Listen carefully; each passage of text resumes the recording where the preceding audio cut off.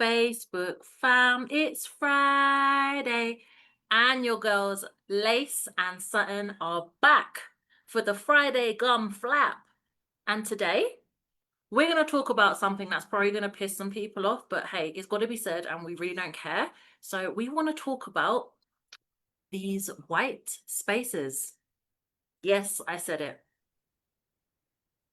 And this come off the back of some things we've seen today. So, what have we seen today, Sutton, that has prompted this? We've got to go and talk about this.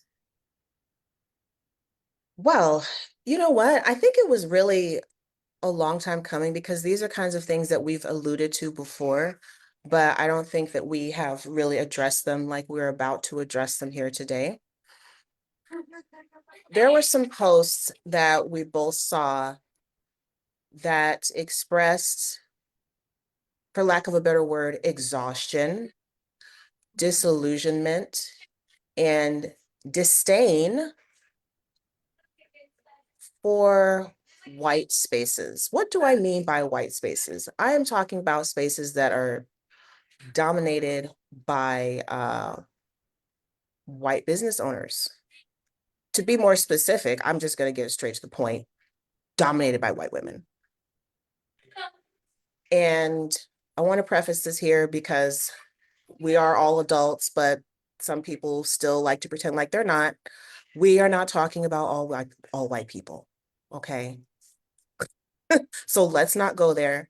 But there is a growing sense of Black and brown business owners being like, you know what? I'm tired of this. I'm tired of being told that it's my mindset, being told that I have mother wounds, I have money blocks, that I need to manifest harder, that I don't want it bad enough. Mhm. When in reality, it is the fact that no, what they think is going on is really going on. So for all our Black and brown business owners out there, you are not crazy. Okay. You are not being overly sensitive. It's not that you don't want it bad enough. These spaces, by and large, were not designed with you in mind. That is the reality. When people started coming online, the majority of them were what? Okay. They were creating spaces from their perspective, from their lived experience, from their cultural lens. And what happens? This is what we get now. So then when it came to, oh, well, there's other people and I want to make money from them too. Well, let's open the doors for everyone, right? Everyone's welcome.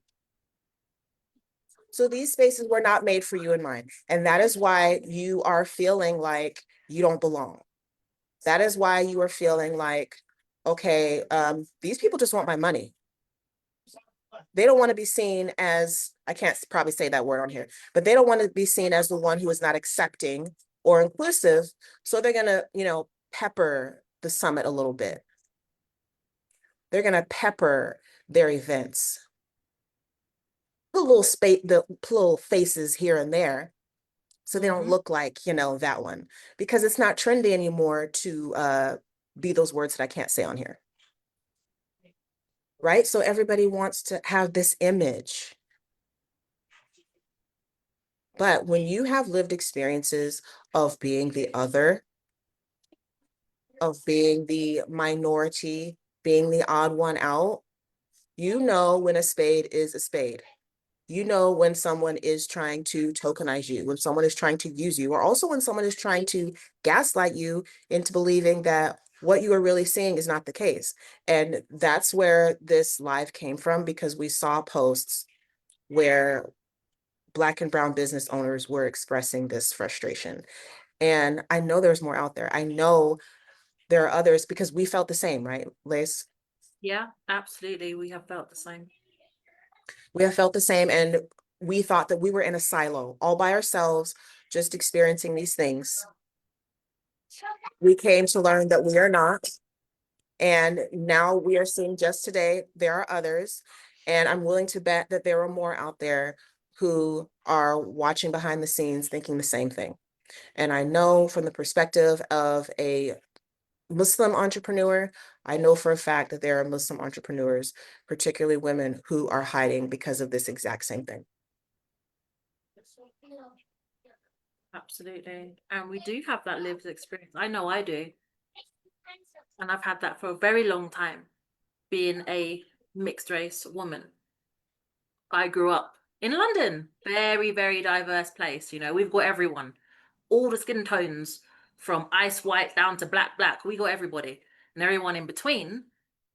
But being mixed is a different kind of experience. And this is from my perspective. And I know that other mixed people feel this because I've heard it. You're not white, you're not black, you don't really fit in anywhere. People don't necessarily really know what to do with you, and you just be floating around. It's like, well, where do I belong? Is there a space where I belong? And that has kind of followed me into my adulthood and into my entrepreneurship. Not necessarily just because of the color of my skin, but again, places, spaces where I'm like, do I really belong here? Is this where I fit in? Do I fit in over here? What about over here? Maybe I should just do my own thing and just be on my own over there. So it's a really funny place to be, being mixed. At least my experience of it. I grew up with a Jamaican family. I do not know the white side of my family. I don't have that other cultural experience. It doesn't exist for me. So I grew up with all black people being one of a handful of mixed race people. All the grandchildren are mixed race, funnily enough. And that's just led me to kind of not really ever feel like I belong anywhere. And that's been hard, you know? And then coming into this space with that kind of trauma, the trauma of the hair, and we've got a whole podcast coming out about hair and the trauma of the hair.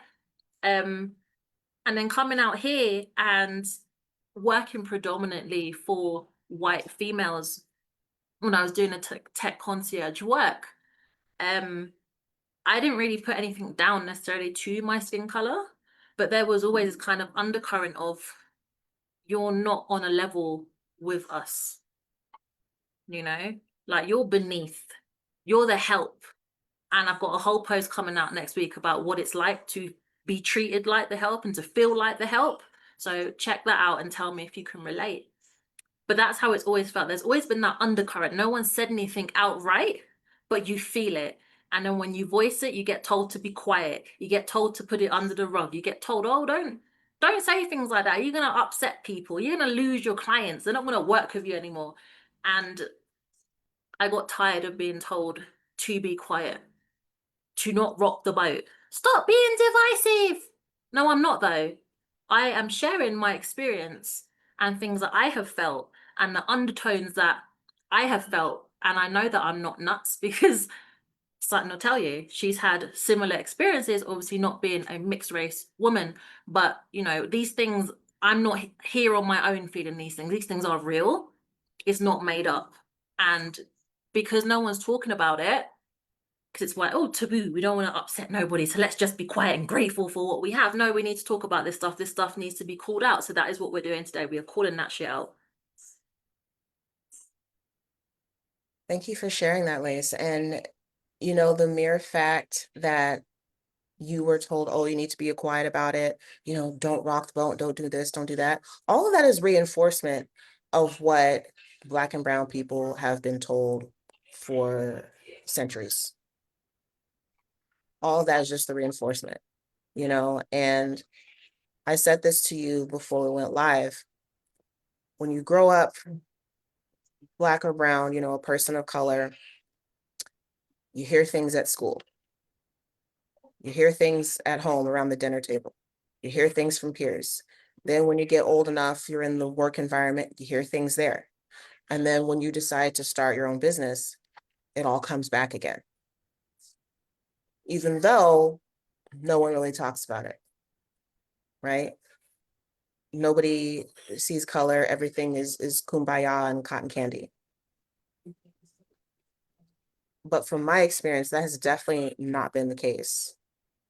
I have shared with you where people have, you know, jumped on sales calls with me and they're like, oh, I was afraid to get on this call with you. Oh, well, why? Why would that be? I wonder. Mhm. Or being in, networking spaces, predominantly white, and having white peers say, oh, well, Western women are going to save the world. Well, what do you mean by that? What is a Western woman? I know what you mean. But see, it's not cool to say what she really wanted to say. But those who know. And watching everyone in there get visibly uncomfortable with that statement, but no one saying a word. But if I had said something, how would I have been received? Or being told, you know what, your style, it's a little too aggressive. It's not feminine enough. Well, what do you mean? Would you have said that to someone who didn't look like I do? Probably not.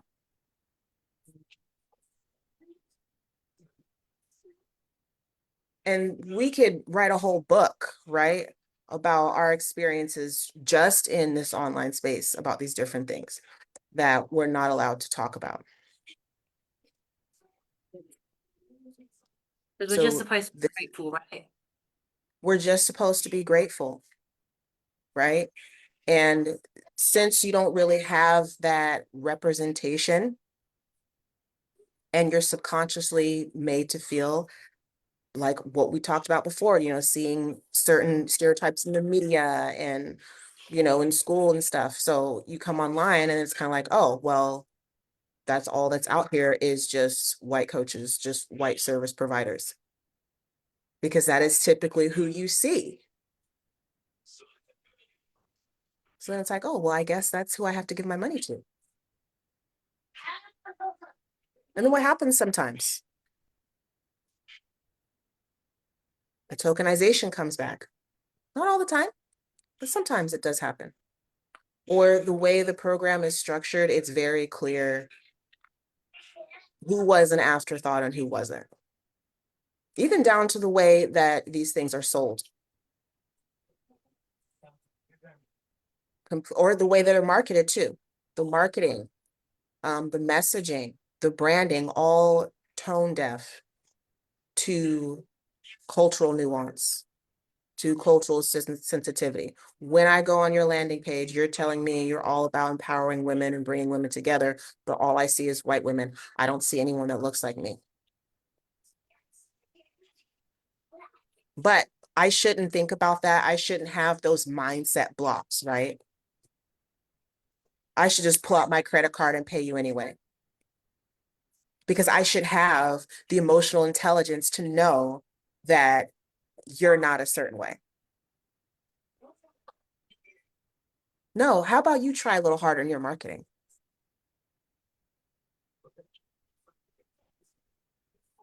You know what? We had one of our interviewees for the research paper say something very interesting. He said, there's a lot of people as a Black and brown business owner who need your services, who want your services, but they don't want it from you. And that one really stuck out to me because again, you're told, oh, well, it's just your mindset. You can't think that people don't want to work with you because of X, Y, and Z. No, that's not always the case. That's absolutely true. Maybe it wasn't the right fit. But we have to be honest about the fact that that does happen. That there are people who do not want to work with you, do not want to work with me, who will gladly go pay somebody who's less talented just because their aesthetic is more palatable, if you will. And we have seen this just with building the flavor room. That there were people who were all about, rah, rah, kumbaya, and bring people together. But as soon as it was me, or as soon as it was Lace, well, wait a minute now. This is not how it's supposed to look. You're not supposed to be leading anything, Lace. And Sutton, you're definitely not supposed to be leading anything either. You're supposed to be oppressed. Your husband is supposed to be beating you and you're supposed to be in the kitchen somewhere. Now, that may sound shocking that I just said that, but these are the things that people think. And I've seen it with my own eyeballs in comments. People who are supposed to be, you know, these very successful 6 and 7 figure business owners who are all about empowering women and helping them know their worth and creating wealth and all the good words. But their comments paint a completely different picture.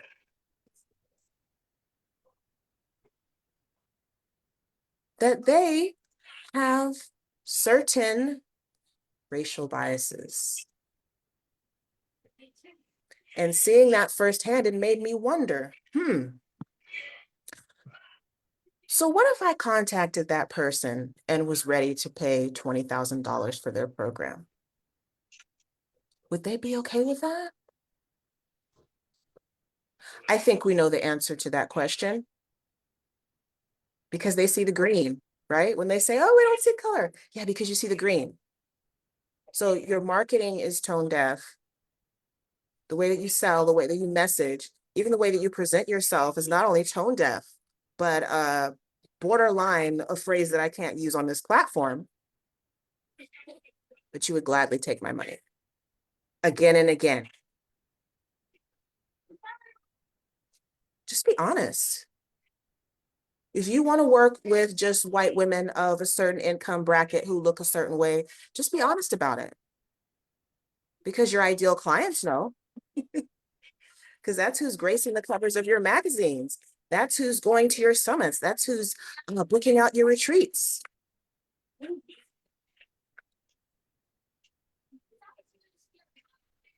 Except for the in-between person of color who's looking for belonging, looking for inclusion, trying to force themselves to fit in boxes and fit in spaces that deep down they know are not for them. And it's great for that business owner, right? Because they get the photo op.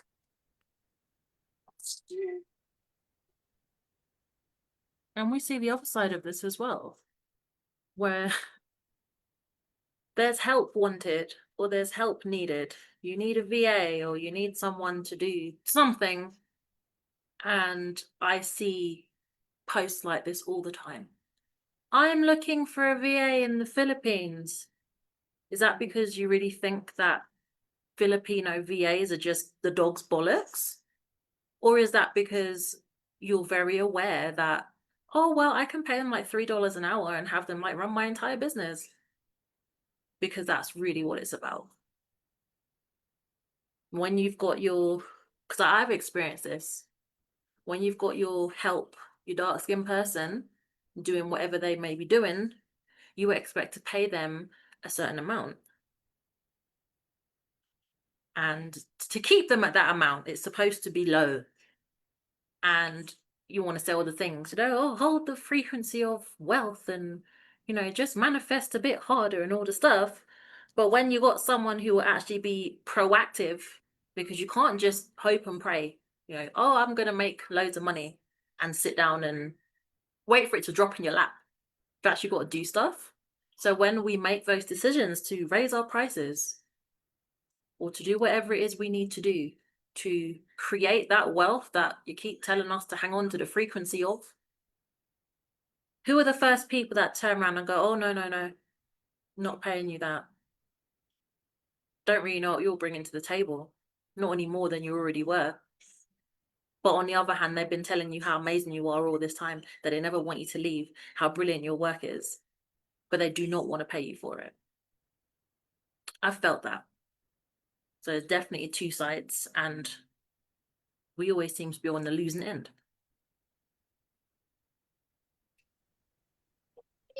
Yeah, and that's just more of you should know your place. Your place is to be the help. Your place is not to lead. Your place is not to question. And that's just the way that it's supposed to go. And we've said this before, but I think that is a big sticking point for people whom have had a problem with the flavor rim. Because some of those same people have loved to talk about people of color that they hire. Mhm.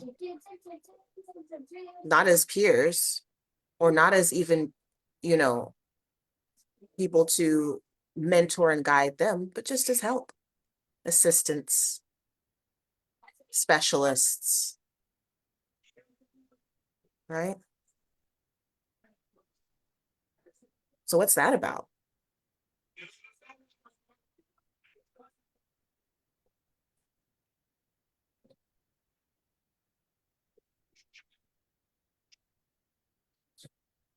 But yeah, let's shift gears a little bit. I think we covered most of it, but there's a couple of things that we didn't. I want to touch on the lack of realization. Mm, I think there's a lot of white business owners that kind of hear this, what we're saying, and they're like, oh, that's not me. Well, go have a look at your marketing. Go have a look at your messaging. Go have a look at how you sell, how you position yourself. Because from my experience, it's the people who don't think that they're doing it are the ones that are doing it. yeah. I think it's that lack of consciousness is actually the most dangerous part. Because you cannot address something that you don't know about, that you're not aware of. And if, you're so like, oh, that's just not me, you're not even allowing yourself a moment to possibly even look and see what's really going on there. Well, I mean, they have the luxury to not know about it.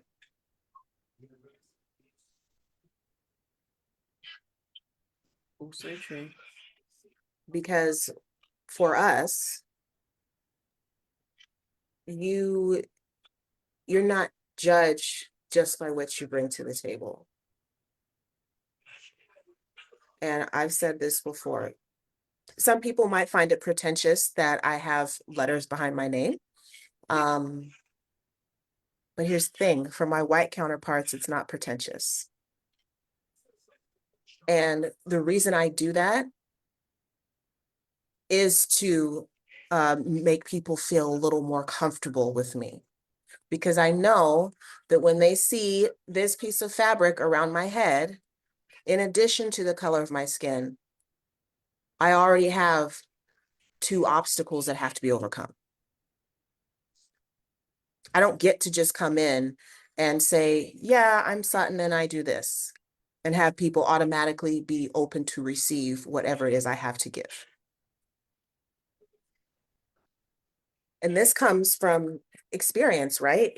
Coming up, basically being trained.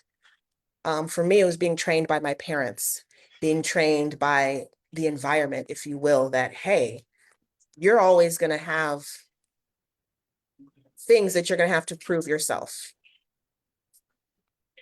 You can't just be. And for our white counterparts, they get to live in that privilege, if you will. So when it comes to selling and marketing, I mean, it's an honest thing, I guess you could say, to completely overlook it. Because you don't have to worry about it. You just assume that everybody else is the same as well. But as we're seeing in the online space, everybody is different. Everybody's an individual. So doing this cookie cutter thing anyway is not going to work. And even now, taking it deeper when we're talking about race.